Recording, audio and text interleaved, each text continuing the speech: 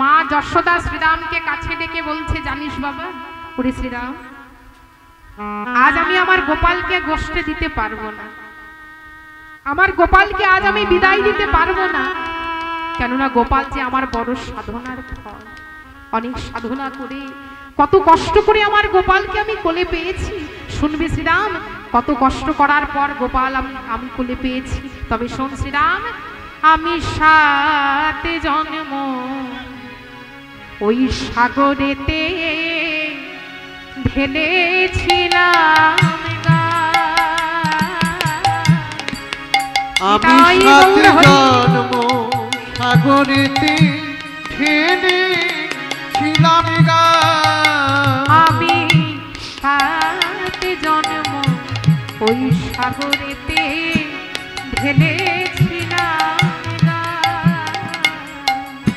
আমি 7 জন্ম সাগরেতে ঢেলেছিলাম, বলি তবে তো হয়েছি আমি আমার গোপাল ধনের মা। ওরে তবে তো হয়েছি আমি গোপাল ধনের মা। ওরে শ্রীরাম, তবে তো হয়েছি আমি আমার গোপাল ধনের মা। শ্রীরাম রে, তবে তো হয়েছি আমি গোপাল ধনের মা। আমি কাটিয়া এই দেহের মাংস করেছিলাম দান।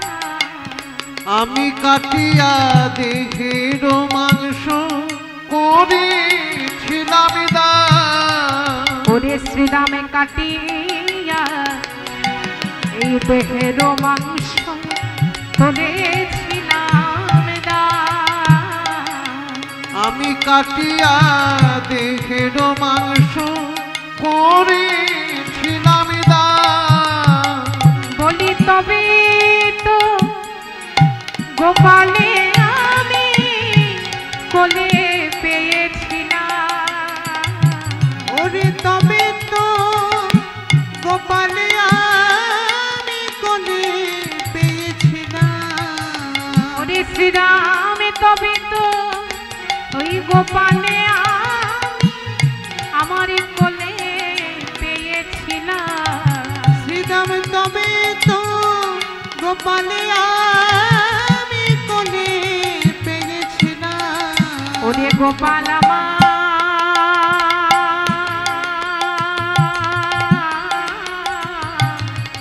বড় সাধনার ফল, কত সাধনা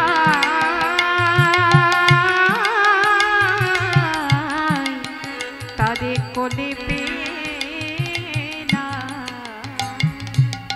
নিতাই গৌর হরি বল, হরি বল।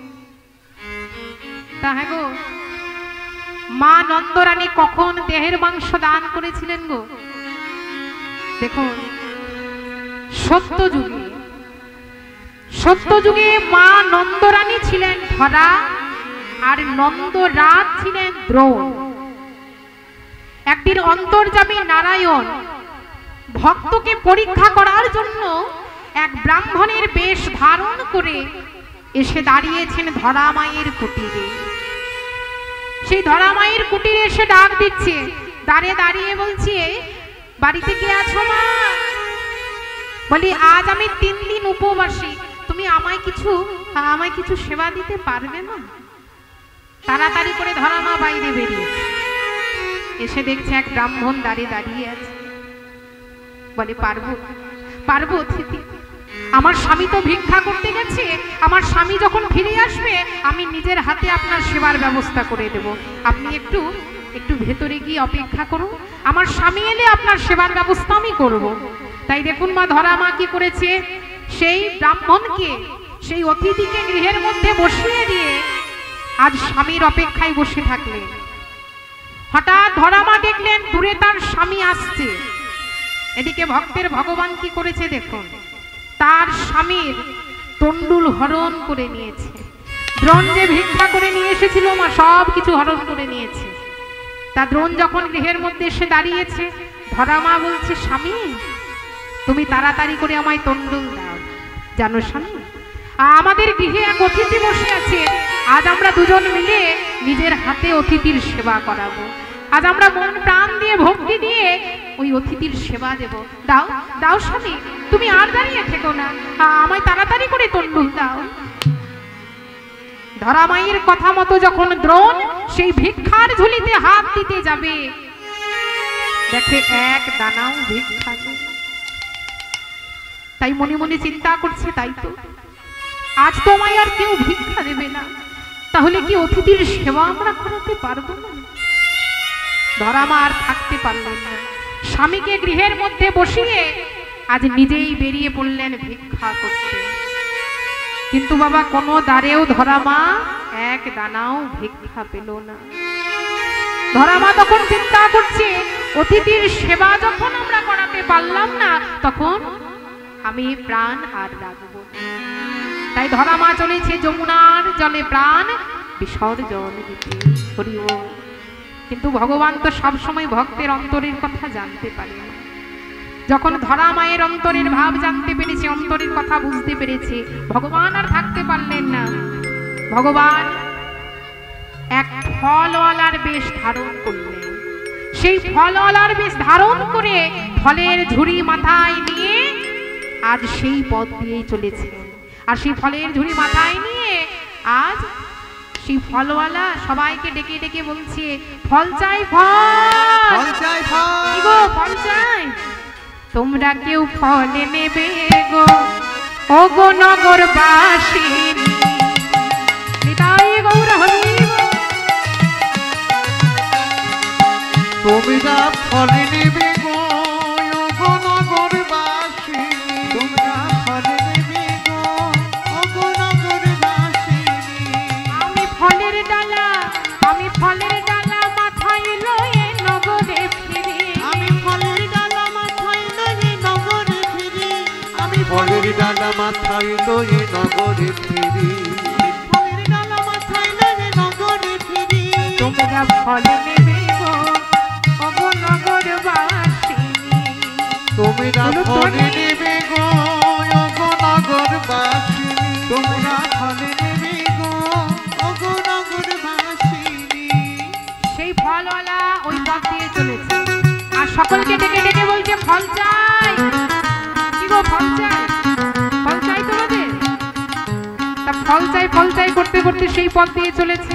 ধরা মা যখন সেই ফলওয়ালাকে ডেকেছে, তাড়াতাড়ি করে ডাক দিচ্ছে, বলে, ও ফলওয়ালা, শোনো শোনো, এদিকে এসো, এদিকে। সেই ফলওয়ালা মনের আনন্দে পথ চলছে আর বলছে, তোমরা ফল নেবে গো, ও গো নগরবাসী। তোমরা ফল নেবে গো, ও গো নগরবাসী। ও গো নগরবাসী। ধরা মা বলছি, ও ফলওয়ালা, এদিকে এসো, তুমি আমাকে ফল দেবে? ফলওয়ালা বলছে, কেন দেবো না গো, বলি ফল দেবার জন্যই তো আমি এসেছি। তা এক কাজ করো, তুমি আমাকে করি দাও, আমি তোমায় ফল দিচ্ছি। ধরা মা বলছে, কিন্তু ফলওয়ালা, আমার কাছে যে কোনো করি নেই, আমার কাছে কোনো করি নেই ফলওয়ালা।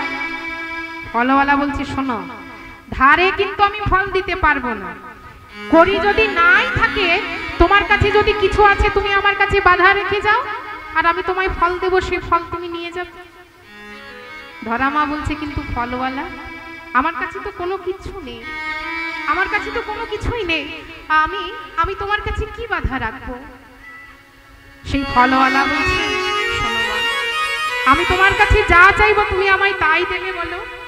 বলে, বেশ, বলো তুমি আমার কাছে কি চাও? তখন এমন সময় সেই ফলওয়ালা বলে উঠলো, বলে, মা, তুমি যদি তোমার ওই রূপ যৌবন আমার কাছে বাধা রাখতে পারো, তাহলে আমি তোমায় দুটি ফল দিতে পারি। এটাই গৌর হরি বল। ধরা মা বলছি, ধরা মা মনে মনে চিন্তা করছে, আমার এই রূপ যৌবন যদি অতিথির সেবায় লাগে, তাহলে আমি তাই দিতে রাজি। এই বলে ধরা মা তার নিজের বাম স্তন কেটে সেই ফলওয়ালাকে দিয়ে সেই ফল নিয়ে ওই ফলওয়ালার কাছে দুটি ফল নিয়ে আজ মনের আনন্দে চলেছে অতিথির সেবা করাবে বলে। অতিথি ভোজনের জন্য যখন দুটি ফল ধরামা দিতে যাবে, ঠিক সেই সময় দু ফোঁটা রুধির ঝরে পড়ল অতিথির সামনে। চমকে উঠলেন সেই অতিথি, বলে ছি ছি ছি ছি ছি ছি, তুমি অসুচি অবস্থায় আজ আমার সেবা দিচ্ছ? না মা না, আজ যে আমি তোমার গৃহে সেবা করব না, আজ যে তোমার গৃহে আমার সেবা হবে না। তখন ধরা মা কেঁদে কেঁদে বলছি, আমি অসুচি নই অতিথি, আমি যে তোমার ভোজনের জন্য আমার বাম স্তন কেটে এক ফলওয়ালার কাছে দিয়ে আমি যে তোমার জন্য দুটি ফল না অতিথি, এই ফল তুমি ভোজন করো অতিথি। ভক্তের কান্না দেখে ভগবান আর থাকতে পারল না। ওমা, ভগবান সব কিছু সহ্য করে নেয়, কিন্তু ভক্তের নয়নের জল না। ধরা মায়ের চোখের জল যখন আমার ভগবানের চরণ তলে পড়েছে, ভগবান আর থাকতে পারল না। তাই সেই ব্রাহ্মণের বেশ পরিত্যাগ করে দিলেন, ছদ্মবেশ পরিত্যাগ করে নিজ মূর্তি ধারণ করে দাঁড়ালেন ধরা মায়ের সম্মুখে। তাই গৌর হরি বল হরি। ভগবান বলছি, মা অতিথির সেবায় তোমার এত মন, অতিথি ভোজনের জন্য তুমি এত কষ্ট সহ্য করছো, তবে বলো মা, তুমি আমার কাছে কি বর চাও? তুমি আজ আমার কাছে যা চাইবে আমি তোমায় তাই দেব। ধরা মা তখন কেঁদে কেঁদে বলছে, প্রভু গো প্রভু, আমি যেন পর জন্মে তোমাকে আমার সন্তান রূপে পাই প্রভু। নিতাই গৌর হরি বল। আমি যেন পর জন্মে তোমাকে আমার সন্তান রূপে পাই প্রভু। ভগবান বলছে, বেশ মা, আমি তোমায় কথা দিলাম, পর জন্মে আমি তোমার সন্তান হয়ে আসব। আমি তোমায় কথা দিলাম মা, তোমার যুগল স্তনে বাঁধা রব, তোমার যুগল স্তনে বাঁধা রব, ওই যুগল স্তনে বাঁধা রব, তোমার যুগল স্তনে বাঁধা রব। এ যুগে নয় যুগে যুগে যুগল স্তনে বাঁধা রব, এ যুগে নয় যুগে যুগে যুগল স্তনে বাঁধা রব, এ যুগে নয় যুগে যুগে যুগল স্তনে বাঁধা রব, এ যুগে নয় যুগে যুগে যুগল স্তনে বাঁধা রব। ভক্তের নয়নের জল ভগবান সহ্য করতে পারলেন না। ভগবান সব কিছু সহ্য করে গো, কিন্তু ভক্তের নয়নের জল নয়। কোন ভক্ত যদি দু ফোঁটা চোখের জল ঝরিয়ে আমার ভগবানের চরণ তলে দিতে পারে, ভগবানও সেই ভক্তের কাছে নিজে ছুটে আসে মা। কেননা ভগবান বলেছেন, আমা হতে আমার ভক্ত বড়, তাই না বাবু? ভগবান বলেছেন, যে করে আমার আশ আগে করি তার সর্ব, তবুও যদি না ছাড়ে আশ আমি হই তার দাসের দাস। হরি বল। যারা ভগবানের প্রকৃত ভক্ত হয়, দেখবেন বাবা, সেই ভক্ত সব সময় বলে যে আমরা তো দিনরাত ভগবানের ভজনা করছি, সব সময় ভগবানকে এই অন্তরের মধ্যে রেখেছি, ভগবানের চরণে নিজেকে আত্মসমর্পণ করে দিয়েছি, কিন্তু ভগবান কেন আমাদের বেশি কষ্ট দেয়? আমরা তো সব সময় ভগবানকে ডাকি, তাহলে ভগবান কেন আমাদের বেশি কষ্ট দেয়? কিন্তু বাবা, ভগবান যে তাদেরই বেশি কষ্ট দেয় গো, যে ভক্ত আমার ভগবানের খুব প্রিয়, যে ভক্ত আমার ভগবানের খুব কাছের, সেই ভক্তকে ভগবান বেশি পরীক্ষা দেয়, সেই ভক্তকে ভগবান বেশি কষ্ট দেয়। কেননা ওই যে ভগবান বললেন, যে করে আমার আশ আগে করি তার সর্বনাশ। ভগবান বলছে, যে আমার নাম গুণগান গাইবে, যে আমায় অন্তরে সদা সর্বদাই রাখবে, যে আমার চরণ তলে সব কিছু সঁপে দেবে, সে ভক্তের আমি করি সর্বনাশ, আগে তার সর্বনাশ করব, কিন্তু সেই দুঃখ, সেই কষ্ট, সেই জ্বালা যন্ত্রণা সহ্য করার পরেও যদি সেই ভক্ত আমার চরণ না ছাড়ে, সেই ভক্তের দাসের দাস আমি হয়ে যাই। এটাই গৌর হরি বল।